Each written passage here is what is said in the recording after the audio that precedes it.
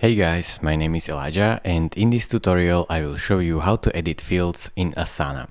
First, you can move these fields. Just click on this drop down menu and click on Move Column left to right, and you can move them and edit them like so. If you want to edit custom fields, just create one. So click on Add Field. Now choose from library, create one, name your custom field 1, and choose your options. So option 1 and option 2, for example, right? Choose your field type and add a description.